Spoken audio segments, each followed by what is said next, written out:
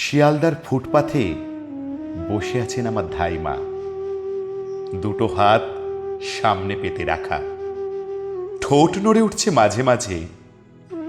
যে কেউ ভাববে দিনকানা এক হেঁজি পেঁচি ৭২ রিফিউজি বুড়ি। আতুর ঘরে আমার মুমূর্ষু মায়ের কোল থেকে উনি একদিন আমাকে বুকে তুলে নিয়েছিলেন।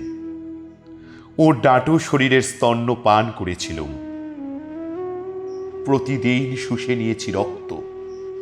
ধাইমার কুড়োর গন্ধমাখা বুকে শুয়ে আমি চিল কান্না কেঁদেছি। রোদ্দুরে পা ছড়িয়ে বসে আমাকে তেল মাখাতে মাখাতে কত আদিক্ষেতা করতেন। মা মাসিদের কাছে পরে অনেকবার শুনেছি সেই গল্প। আমার ভেদবমির সময় অমাবস্যার মধ্যরাত্রে স্নান করে তুলে এনেছিলেন গন্ধ বাতাবির পাতা। সত্যপীরের দরগায় মানত করেছিলেন আমলকি। প্যান্টের পকেটে হাত দিয়ে আমি সিকির বদলে 10 নয়া খুঁজছিলাম।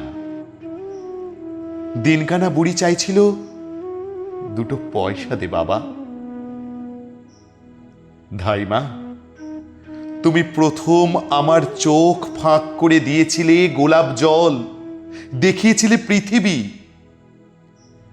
ধাইমা, এ কোন পৃথিবী আমাকে দেখালে? বুড়ি সর্বনাশী, আমাকে কেন বাঁচিয়ে রেখেছিলি এই অকল্পনীয় দুনিয়ায়? আমি আর কত কিছু হারাবো।